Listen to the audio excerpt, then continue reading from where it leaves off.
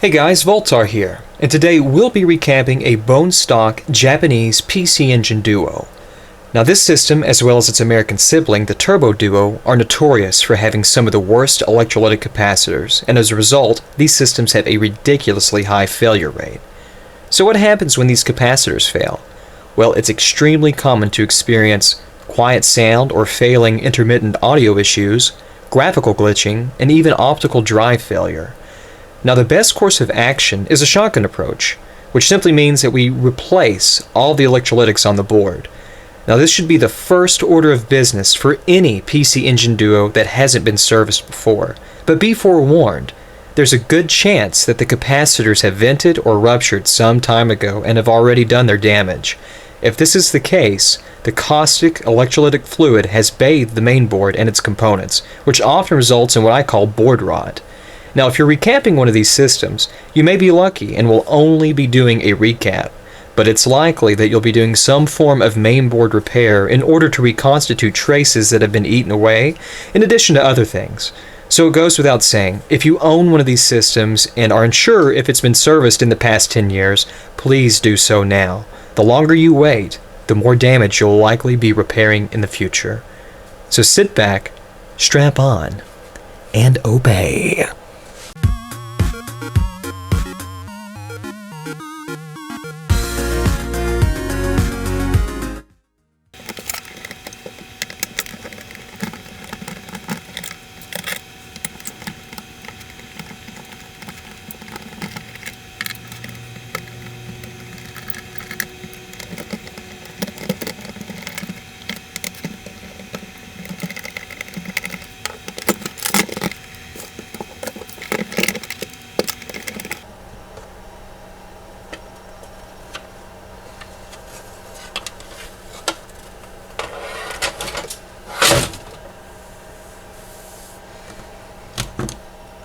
Okay, we're in. Examining the board now, taking a good look at everything, and there's certainly some dirt and some grime here. Yeah, like if you look here, my finger's just pulling this away. That's pretty typical. That's pretty typical. Yeah, it certainly looks like we may have some rot here. Or not board rot, but just some electrolytic fluid that has vented. I'll zoom in and give you guys a quick showing of that. So we've zoomed in here to the headphone audio subcircuit, the op amp and everything here. If you look at this capacitor, if you look at the fillet here that I'm pointing to, notice how shiny and clean that looks. This one down here looks okay too, but look what happens when we get down here. See how dull this one looks, and this one here too? This is a clear indication of electrolytic fluid that has vented from this can and has, compromised the integrity. Not only the solder, but it's just very caustic. So this has a tendency to eat through solder resist, to eat through etched copper, to eat through all sorts of things. So, if you have an audio issue, which very, very, very likely that you do, if you have a duo that's not been serviced, this is precisely why. This board has some exceptional board rot. Well, I don't know if it's too exceptional yet you really never know until you remove these caps and you look a little closer, but this is just something to look for. It doesn't have to be on this side of the board. Inspect all of the caps, and any discoloration that you see, like right here on C684 here, anything that looks like this on the fillet side, that's bad news, and it's a clear indication that a recap is in order. Now, you can't always go by appearances. Some caps can look perfectly fine and be in a state of failure, not be performing very well, but with the Duo and the Turbo Duo systems, typically a visual inspection is all that's really required here. So I clearly see some issues here. So I'm going to zoom back out, and we're going to talk about recapping. Okay, actually, I may have slightly lied. I am going to talk more about recapping, but first, let's go ahead and let's remove the remain board so we can work with it more freely.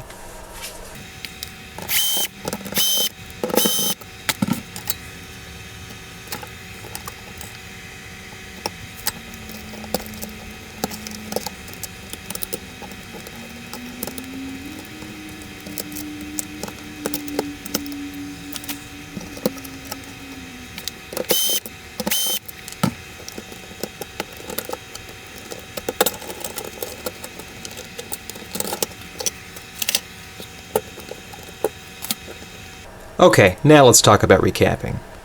So if you just take a quick glance at the main board, you can see that all the electrolytics are comprised of both surface mount caps as well as through-hole capacitors too. Most of the through-hole stuff you're going to see on the power supply side of things that help filter and condition between these two 7805s, which output 5-volt rails for the CD part and as well as the Hue card part. So really, what I like to start with is I don't do these one by one. Well, you kind of have to do them one by one, but I'll go ahead and very quickly remove all of the surface mount capacitors because fortunately we have good resources out there on the internet, and probably the best resource that I know of when recapping one of these systems is Console 5. Now Luke over at Console 5 has done really nice work in terms of documenting or at least providing capacitor maps for this main board, as well as very high quality cap kits. So if you are going to recap one of these systems, you certainly can't go wrong going to Console 5 and picking up a cap kit, as well as looking at the whole cap map. If you have the capacitor map in front of you, you don't need to worry about going from one capacitor to another. You can simply remove them all across the board, use the capacitor map, and let that be your guide.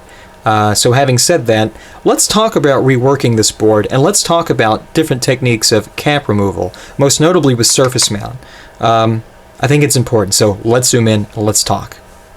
Now, there are a variety of different methods and techniques you can use when removing or extracting surface mount capacitor components like you see right here.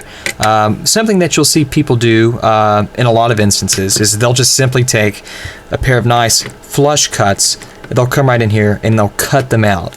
I absolutely can't stand that. That is absolutely dangerous, and you're playing with fire. You really are flirting with disaster. And I'll explain to you why. First of all, this is a surface mount cap. The surface isn't very strong as far as the substrate here. These boards and their layering and their manufacturing aren't the best built or the strongest built in any respect. And, you know, we're talking about a 30-year-old mainboard that more than likely has vented caps all over the place. Electrolytic fluid is probably bathed all over this. We just can't see it, which is even further weakening the integrity of the solder resist and all of these copper these copper fills here. So by chance, well, not by chance, it's actually very likely, if you come in here and you do cut something out, not only you run the risk of pulling a pad, but you may pull the whole trace with it.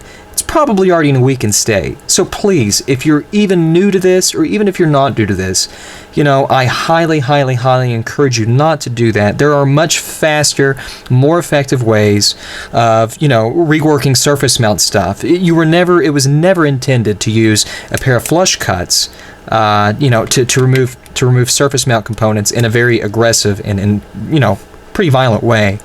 Hot air rework station. I'll say it one more time. Hot air rework station. Pick one of these cheap bastards up off eBay for $25. That is all you need in most cases when working with anything surface mount. It's safe, it's very fast, and it's extremely efficient.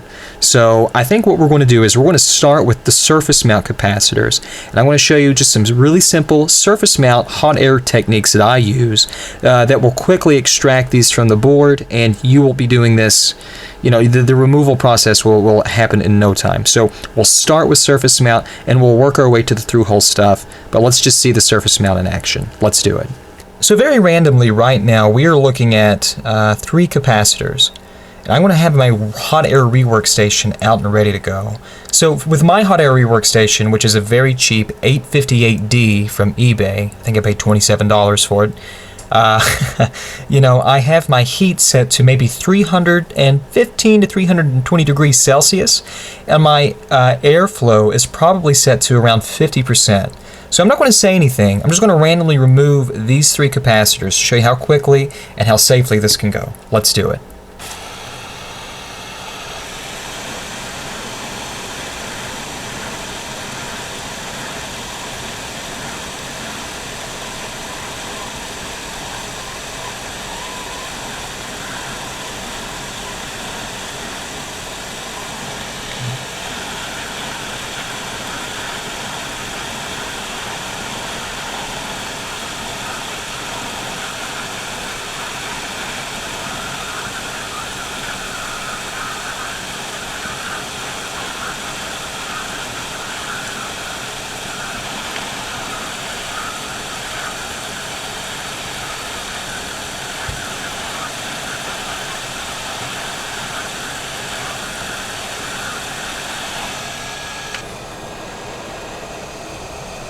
So keep your nozzle about 2 to 3 inches away from the actual site, and always be moving in a very circular pattern.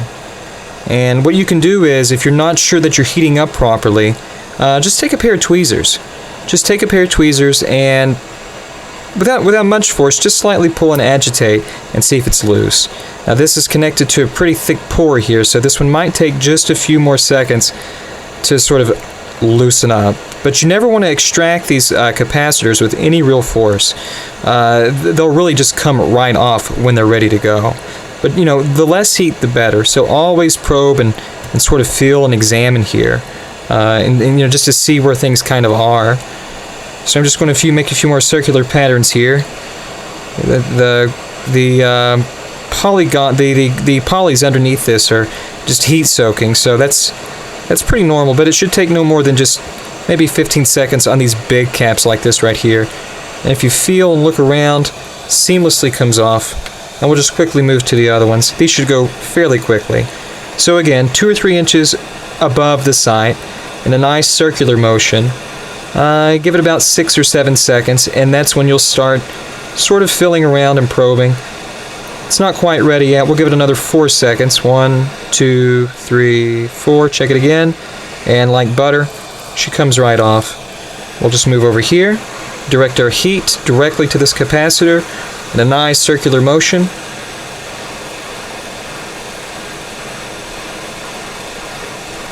A few more seconds and we'll check. Not quite. We'll give it 3 or 4 more seconds. 1, 2, 3, 4. Check it again. Nope, not quite. There she comes. We're just moving on down the board. That's all we're doing. We're keeping our motions consistent and very orbital and circular. Keeping, you know, again, 2 or 3 inches between the end of your nozzle and the actual main board itself. That allows the heat to spread and propagate fairly evenly. And we'll come right up here.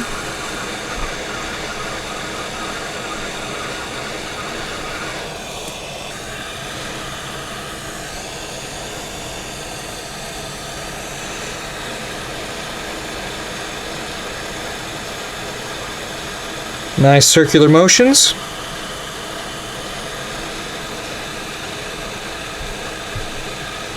Do that maybe for another 4 seconds. 2, 3, and 4. Comes right off. See if this can's ready to go. Not quite.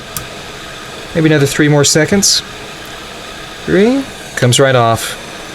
Now this cap here, you can see the discoloration. See how nice and shiny this is? See how everything's dull here? Yeah, this cap is more than likely vented. So this cap may explode on us. We'll find out.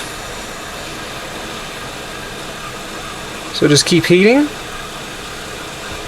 Remember, less heat is more. So always probe with your tweezers. See? Very fast. Very fast.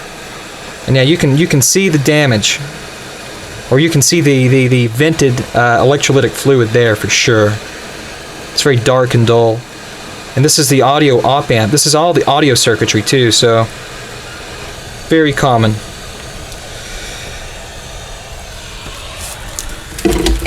Alright. Well, I'm going to go ahead and remove the rest of these surface mounts, and then I'll talk about removing the through hole, but I think that gives you a fairly good idea of how, you know, quickly this process really is with just simple hot air. I mean, for, you know, 20-something odd dollars, the hot air rework station is worth its weight in gold. If you want to do this properly, or how I consider properly. I don't consider, you know, jabbing and pulling these off proper, because guess what? I bet you have 40,000 penis pumps that if we were to flush cut this particular capacitor, there's a very, very, very high likely chance that the positive side, on the positive polarity, this trace would have went with everything. It's just a bad idea. So at any rate, I'm going to go ahead and work these off, and we'll talk about through hole next. Now, before we move on to through hole, there's something else I think I really need to talk about. You know, hot air is great, but you have to be really careful with where you use it and what you use it around. So if you see these 3 capacitors here, they're awfully close to this plastic header casing, right? So how can we use hot air in situations where we have some very delicate components that are prone to just melting right off of there if we do get that close with hot air? Well, you have a couple of solutions here. If you have Kapton tape, you can simply mask this part with Kapton. Kapton is very heat resistant, and that will save and preserve the plastic. Now, if you don't have Kapton, which is, you know, totally understandable, there is something else that you can use that just about every household probably has, and that's good old-fashioned aluminum foil. So what you can do is you can just take a little aluminum foil and you can make a nice little shield that will live in here. Fold it down quite nicely, make sure it's tight against the connector and goes all the way to the bottom. And now you've created a heat shield that will protect the connector and allow you to freely work. So now that we've done that, let's go ahead and let's remove these caps and let's see how well we've protected our plastic header port. Let's do it.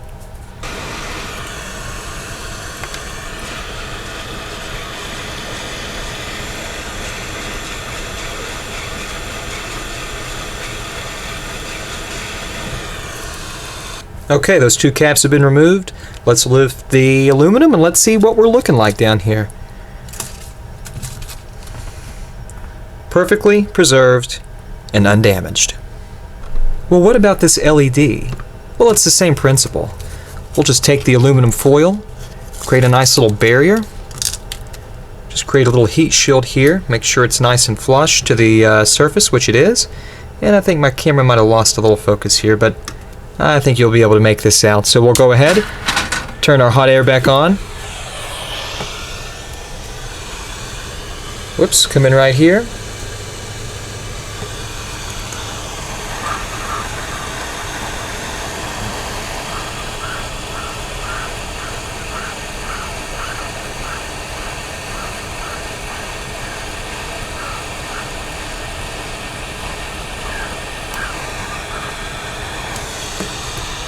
And there she is, undamaged.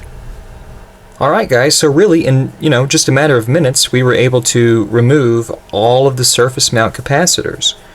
And that's, really straightforward and really easy.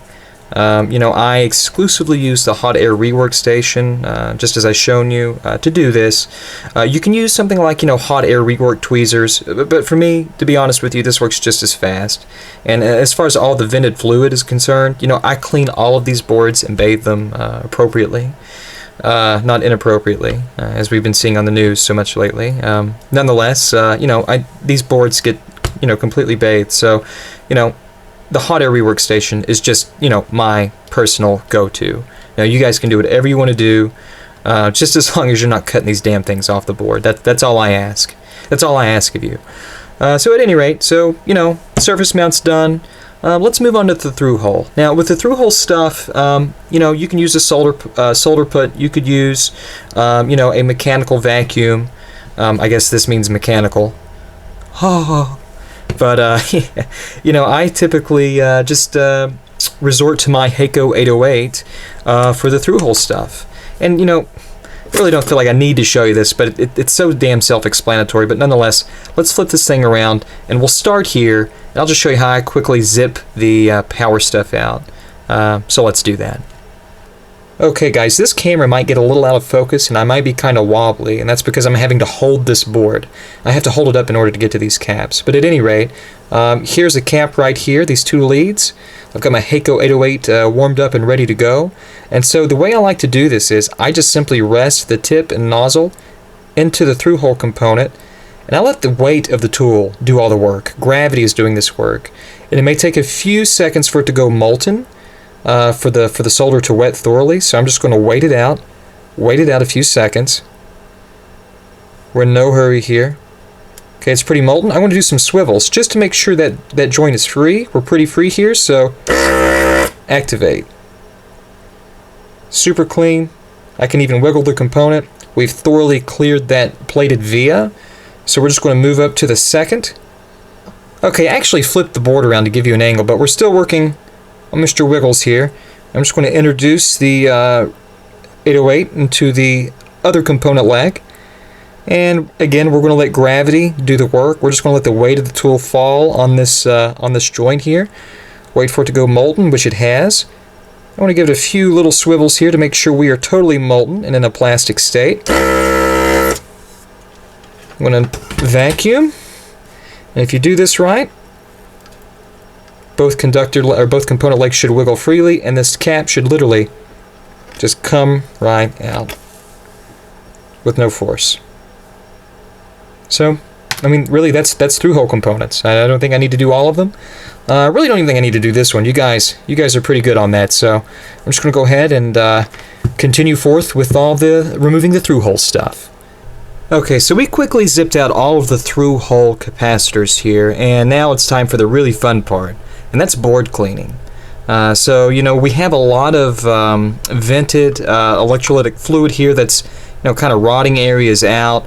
A lot of these dark black areas that you see, a lot of that is electrolytic fluid that's sort of caramelized, but some of this too is just simple the plastic casing of these old caps just kind of melting a bit.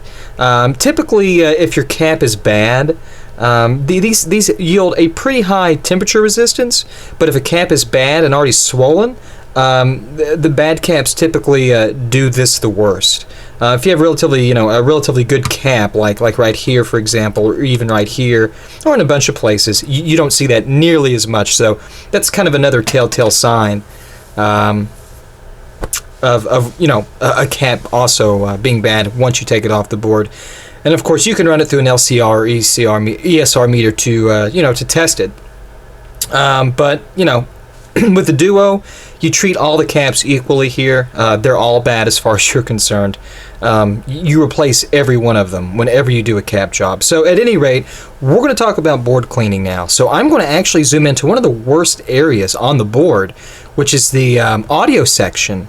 Here's your audio op amp, and all of these capacitors here help drive the audio out to the den. So we're going to zoom in, we're going to take a look at some of this dull crap, we're going to talk about cleanup. Let's do it. Okay, so we've zoomed in fairly well here, and we're looking at a couple of things. We're looking at the black residue here. We're looking at the discoloration of some of these capacitors and some of these resistor components too, and we're also looking at, yes, vented electrolytic fluid that effectively rots the board. So what I like to do when starting out is I will just use a simple toothbrush and 91% isopropyl alcohol to sort of cut this off of the board. And to start, you just take your toothbrush and you just come in here and you just lightly agitate most of this off. And as you can see, it's relatively easy to clean. And most of it does come right off. So you'll just do that for a few seconds. Ideally, what I'm doing here, you're going to do across the entire board anyways, but I like to go ahead and I like to work with the bad areas first. So I'm just going to come in here a little more. Already a tremendous difference.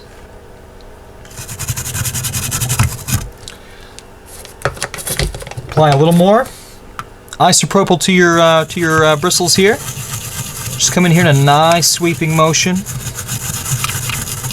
cleaning all of that fluid off. And if you have some really problematic areas, and I'm going to come down just a bit, if you look around, maybe over here is better. Okay, this is a better shot. Do you see all of this here? Well, more than likely, I could scrub this for quite a while and never get that clean. And look at all the oxidation too, and the vented cap corrosion on our pins here. If we try to solder to this, it's not going to wet very well, and it's not going to be very good at all. Now the solution to that is a fiberglass pin. So what I'll do is I'll bathe a little isopropyl on there. I want to come in with my fiberglass pin I'm just going to start doing some elliptical circular motions. Now the fiberglass pen will cut through just about everything while preserving the main board, but you have to be careful. It can cut through the solder resist if you apply too much pressure for too long period of a time. So I'm just going to come in here and I'm just going to work this in. Let it do all the heavy lifting over these pads. Clean all of this shit off of here. And once I do that for just a few seconds, I'm going to move back to a isopropyl soaked toothbrush just so I can knock the debris away, so I can really see my work and see how well I'm doing here. And as you can see, there might be one little piece left, one little bit of residual left right here.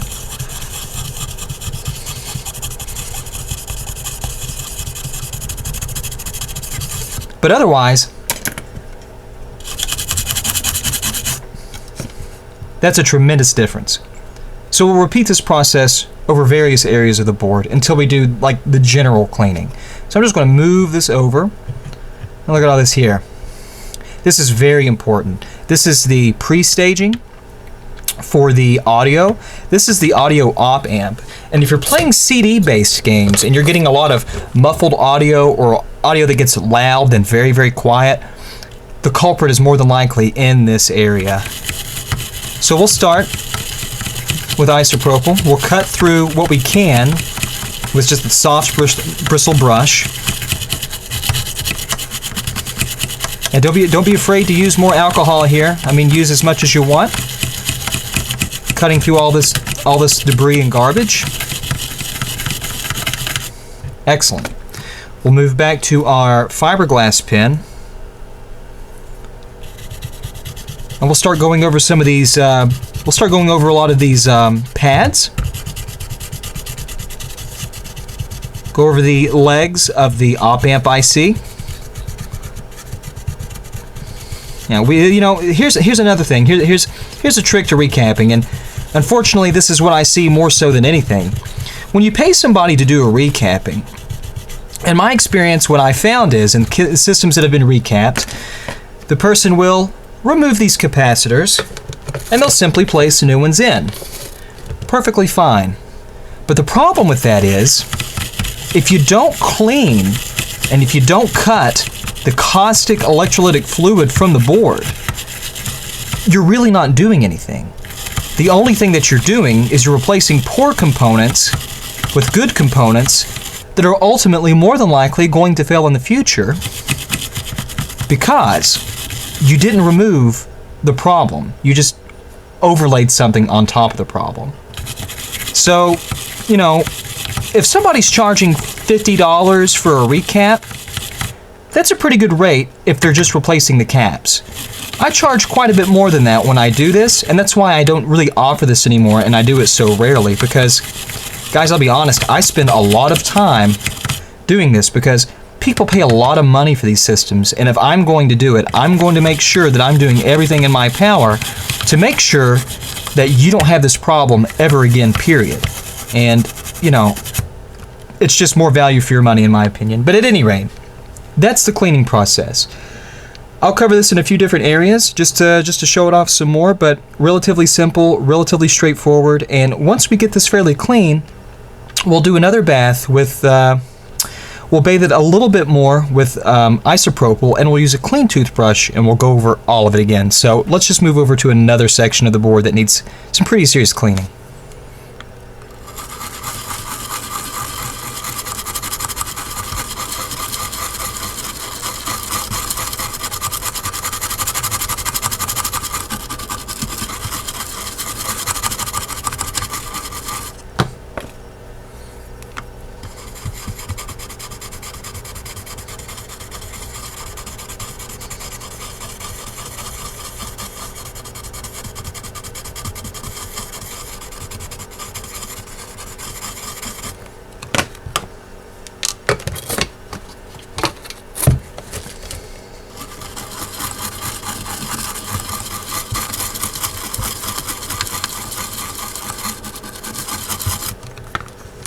And look at that.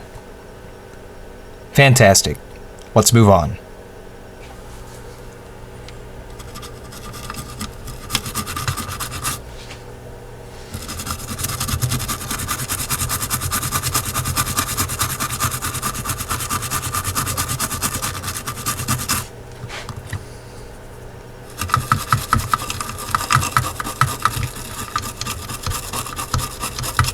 I'm pretty sure that all of this here, all of this debris, you see how it's really sticky, and you know, all this dust and you know, whatnot has collected here. This is a vented cap for sure. All of this is from a vented cap, so we need to clean all this caustic off. This is not unspent flux. I can smell it, and I can tell by its consistency. So let's clean it.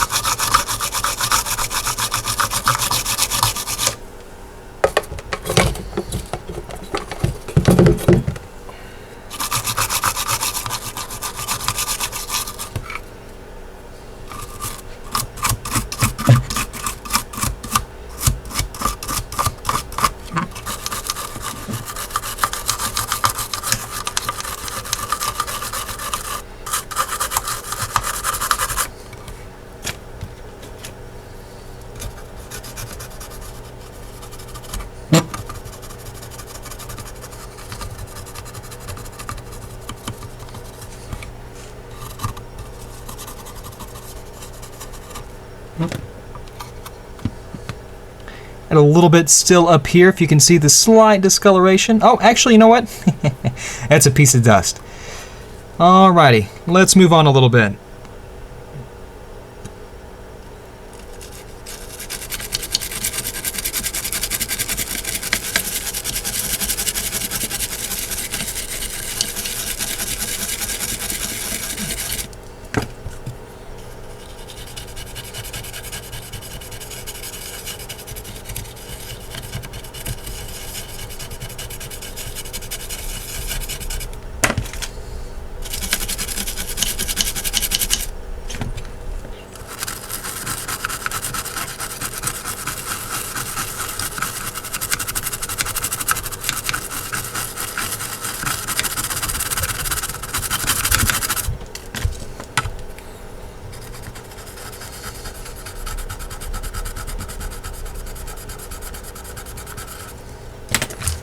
Very good opportunity to talk about the board rot and what can happen. Now, as you saw, we had some black,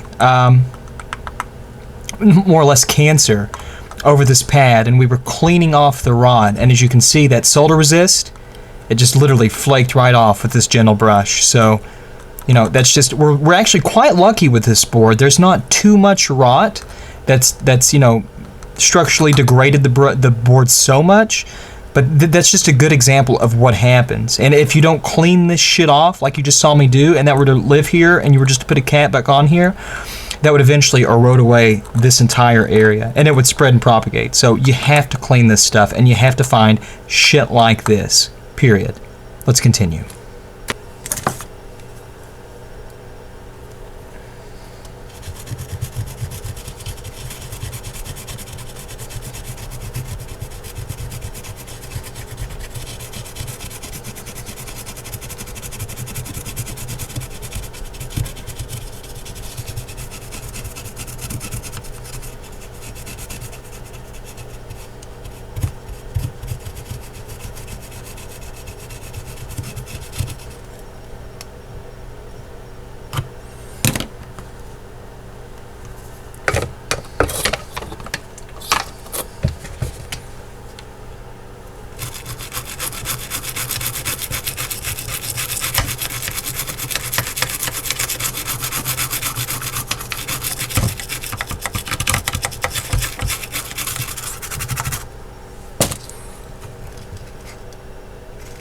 Looking pretty good. Okay, I'm going to go ahead and finish cleaning up areas of the board, but that's pretty much the general idea here with the kind of the bath and the scrubbing. You want to pay very close attention to all of these pads, because you know, if you don't clean these and you don't thoroughly visually inspect these, you may leave some rot behind. And again, just to clarify that rot issue, if we come back way over here, if if I can find the damn thing. Here she is. There's some serious rot around this pad, and had we have just removed the cap without, you know, doing anything, stuffed another cap on C515, we would have passed this up. So recapping is just not about recapping. Recapping is about doing a full sort of inspection, evaluation, and, you know, potential rework of the board. Now again, we're very fortunate here with you know, how lucky we've gotten in terms of the rot and the sort of you know, damage that's been done. It's been very light, but you know, the cleanup is 9/10 of the battle. So let's move on to the audio main circuit, and let's clean it back up there because it's pretty nasty.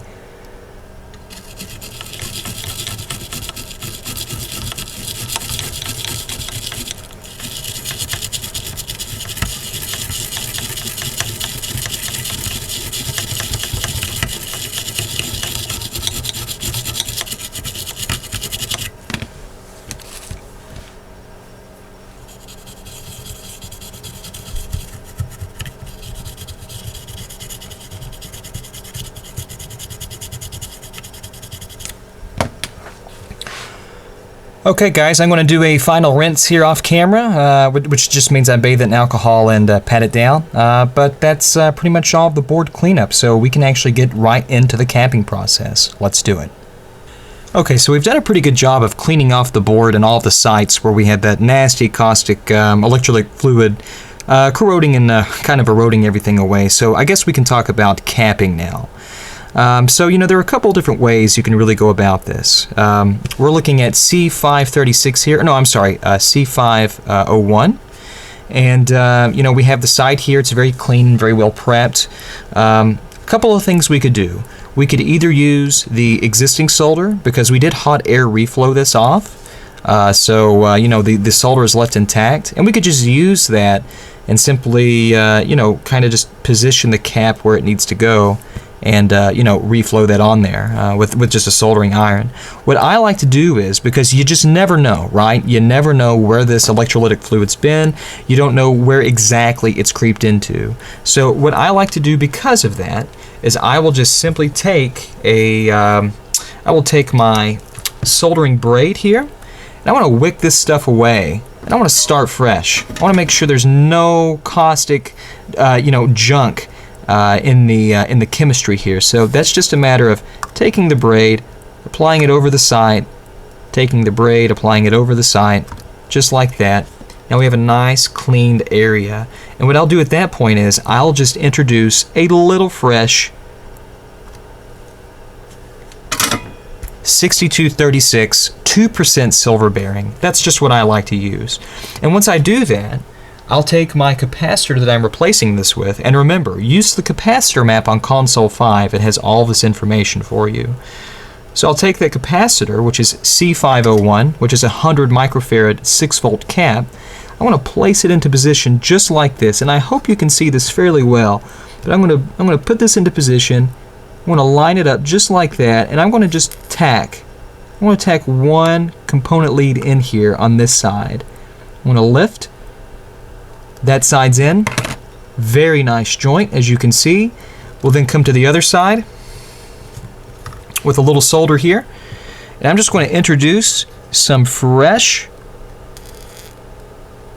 silver bearing into the joint just like that. And guess what? You've got a perfectly soldered, well-wetted, replaced cap in position. And the polarity is correct. Remember, the black side is the negative side. So pay attention to these pluses. And also, if you look at the cap map, which I think I'll put on the screen right now, you'll see that the capacitor map also has the proper polarity and position for all these caps. So that's how I replace these. Now there's something else we need to take into mind, into consideration that will hopefully make our jobs a lot easier, is, you know, the order and operation here. So when we replace these, you know, our hands are essentially the pick and place. We need to do these in an appropriate order so that, you know, we have plenty of room to work with. And what that basically translates to is start in the middle of a big capacitor grouping. And I think we'll move over to the CD section so I can sort of demonstrate that for you. So let's do that. Okay, this is a pretty good area to examine. So as you can see, we have several through-hole caps here, and then we have some surface mount caps here. Now, if you were going to recap this, which capacitor would you start with? Well, I know which one I would start with. I would start with the one directly in the middle. Because if we put these in first, or if we put this capacitor in first, that's going to make it that much harder and more difficult to replace this capacitor. If we replace this capacitor first that's directly in the center, we can easily get to these other capacitors without having any sort of obstruction in the way. So when you're doing a recap job, please keep in mind of the capacitor sort of order of operation here, because if you come in here and you replace this cap, then this cap, then this cap, this cap, and this cap, you're going to have a pain in the ass job to do because you've basically created a wall of freaking capacitors around this little jewel right here. So having said that, I think you pretty much have a good idea on what to do in life. Let's do a few more. Okay, so we'll start by cleaning the two sides.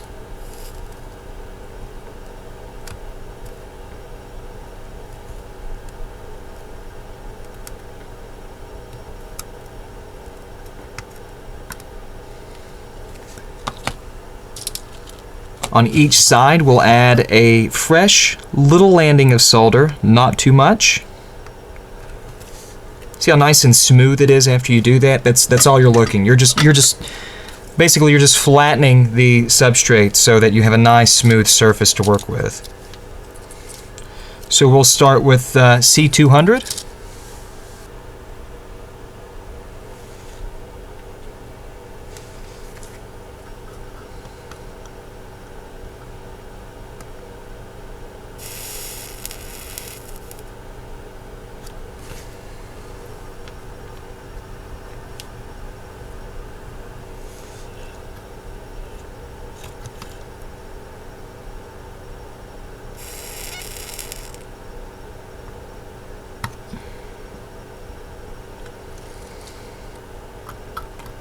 And we'll come on the other side.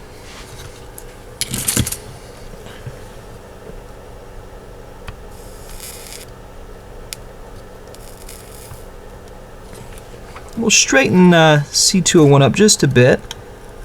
There we go. Introduce our solder to the other side. Perfect joint.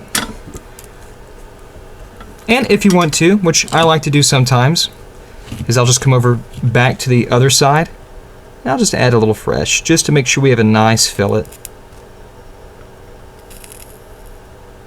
Just like that. Absolutely fantastic wetting on both sides, and those caps are ready.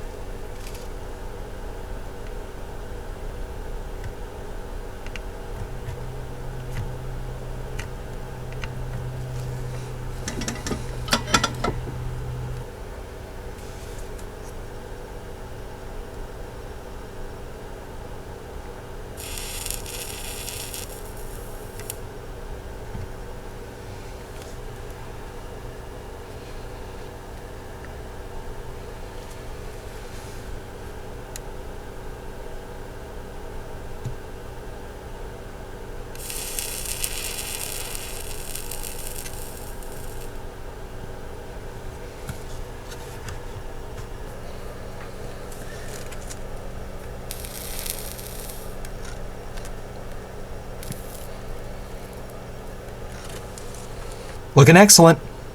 Let's move along.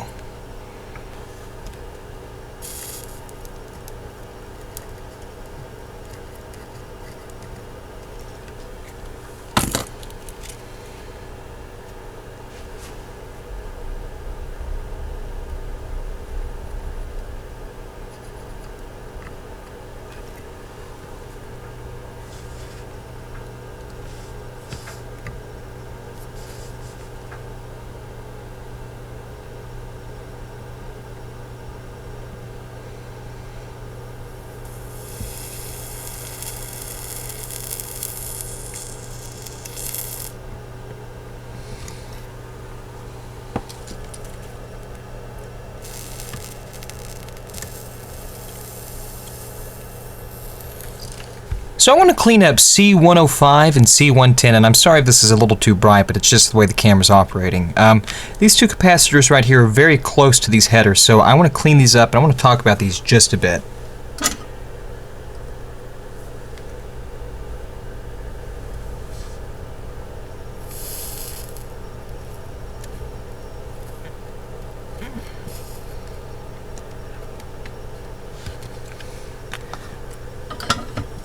Okay, now these may be a little difficult to get to, and I don't care how good you are or how long you've been doing this, you may run into some trouble with some clearance issues.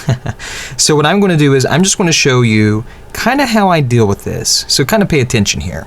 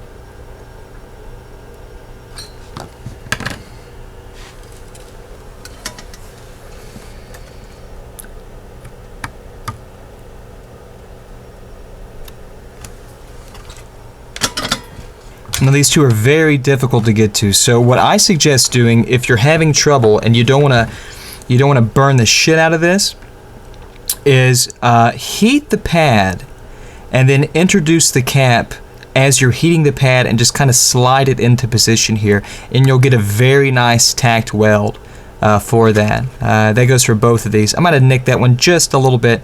Actually, I think that was already there, that little dip in the plastic there, but nonetheless, you know, that's how you can handle those two. Really kind of a pain in the ass, but after you do these a bunch, or after you do them a few times, they're not too bad. Now, as you're going along and you're recamping the board, you may find that you may have accidentally skipped a side to clean. That's no problem. So as we see here, we have C102, and it's got some gunk. So let's go ahead and let's just take the opportunity here to clean this, because this cap certainly exploded at some point. So we'll just get in there with some our soft bristled toothbrush, and then we're just going to come in here with our fiberglass pen. We're just going to clean all this out. And you see these vias here?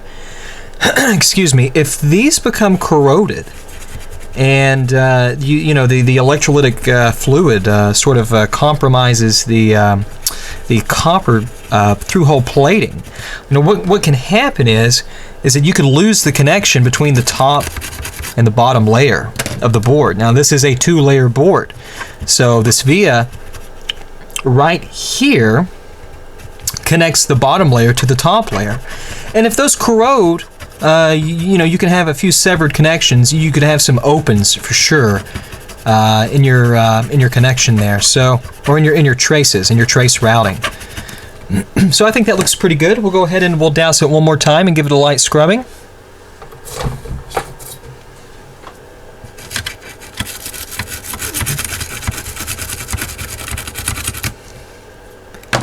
And that's pretty darn clean. Okay, let's go ahead and let's clean these pads, or wick the solder away, and we'll install C102.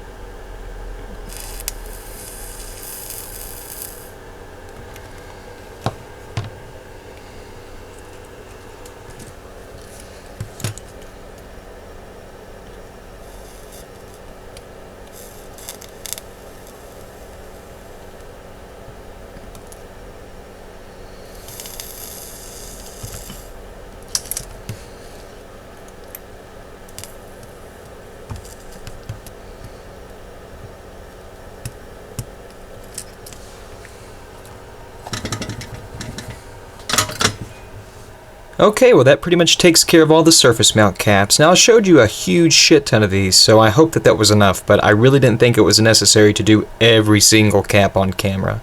So having said that, all the surface mount stuff is looking really good. Very clean job here. The only thing left, really, as far as capping is concerned, through-hole stuff. So I'm just going to do a couple of these because these are stupid simple and you guys know all about through-hole, so let's do a couple. Okay, so I'm going to start with C301 here, which is the main power filter cap. So, you know, through-holes are very simple. You put the damn thing in there, flip it upside down, and to hold the part in place, just spread the legs out like so. Perfect. Let's solder this in.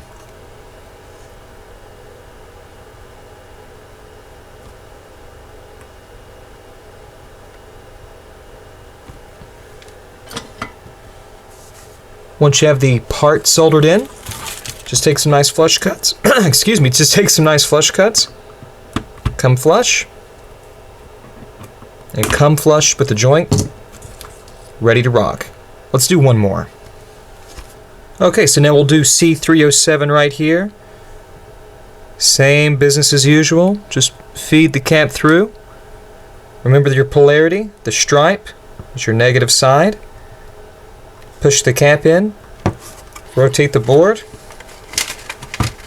There are our leads. Come in here with your soldering iron. Fill these joints.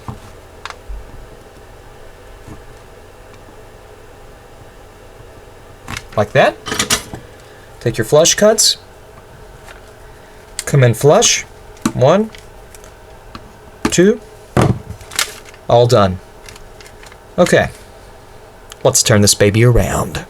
Okay guys, we went ahead and zipped in the rest of the through-hole capacitors here really quick like, and we're all done with this. This is a, from start to finish, recap job. This is just how I do them. I hope the main thing that you take away from this is that, simply a capacitor replacement job just isn't a capacitor replacement job. There are so many things that you have to watch out for and you have to clean. Unfortunately, like I said, when I see a lot of these systems that are recapped, especially systems that I've had to fix for people that were purchased on eBay, it was just a matter of taking the old caps off and putting the new caps on without any sort of cleanup or proper rework. So if you do buy one of these from eBay or anywhere, it doesn't have to be eBay, any place that you buy one of these, ask for pictures of this. Ask for pictures of the recapped work itself, and pay close attention to areas where caps are most prone to venting and leaking, and look to see if they really did do their due diligence, and then ask them about their whole process when it comes to recapping. It's not cheap. It's not cheap at all, and if it is cheap, then you better be second guessing that too. So at any rate guys, I hope you enjoyed this video.